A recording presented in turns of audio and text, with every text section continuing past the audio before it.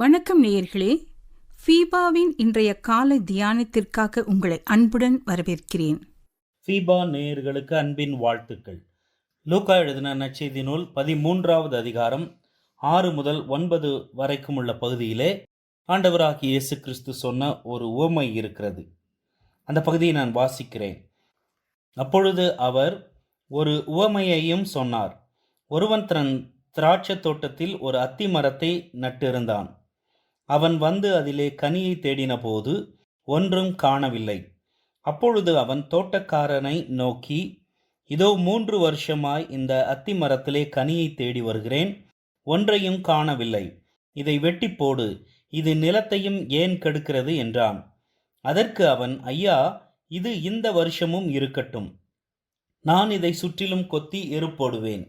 கனி கொடுத்தால் சரி, கொடாவிட்டால் இனிமேல் இதை வெட்டி போடலாம் என்று சொன்னான் என்றார்.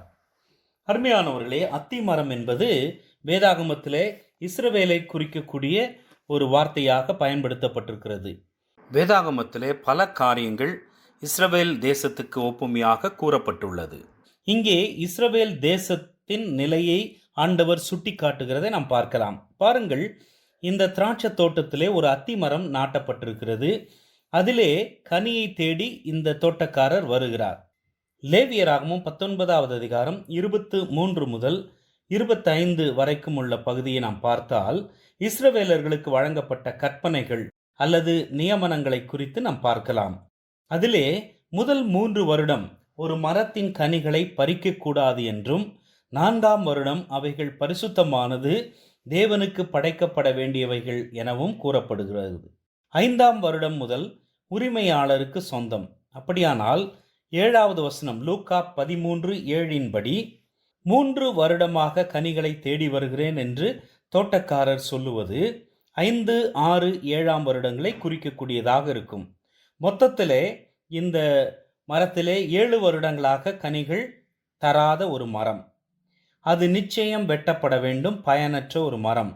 அது ஏன் நிலத்தையும் கெடுத்து போட வேண்டும்?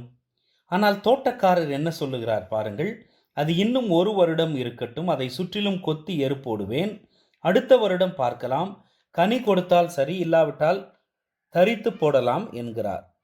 இஸ்ரவேல் தேசத்தை நாம் பார்க்கும்போது பழைய ஏற்பாட்டிலே பல தீர்க்கதரிசிகள், பல தேவ மனிதர்கள் இஸ்ரவேலுக்கு விரோதமாக தீர்க்க தரிசனம் உரைத்தார்கள். ஏனென்றால் இஸ்ரவேலர் தேவனுக்கு விரோதமாக பாவம் செய்து விட்டார்கள்.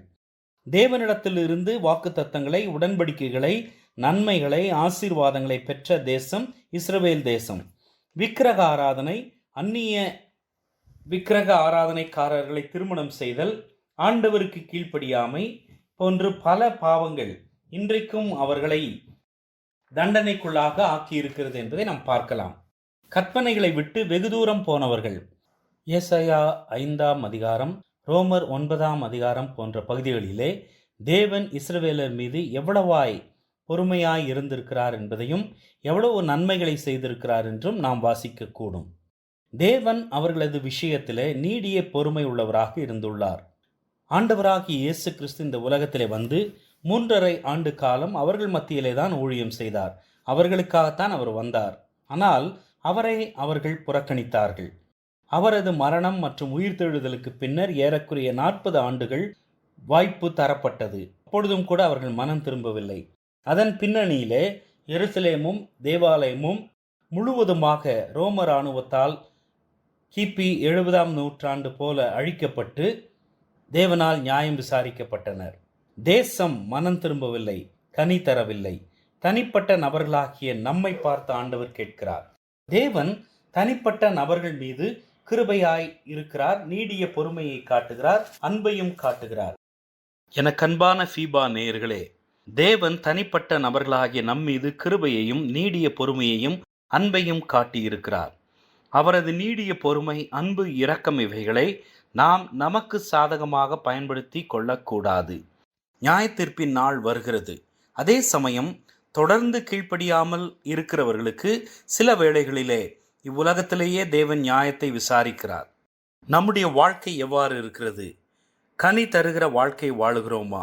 நமக்கென்று நம்மை சுற்றிலும் ஆண்டவர் பல சிறப்பான கவனிப்பை வைத்தும் கூட நம்முடைய வாழ்க்கை எப்படி இருக்கிறது? ஆராய்ந்து பார்ப்போம். தேவனுக்கு கனிதரும் பிள்ளைகளாய் காணப்படுவோம். இன்றைய காலை தியானத்தில் பங்கேற்றமைக்காக நன்றி.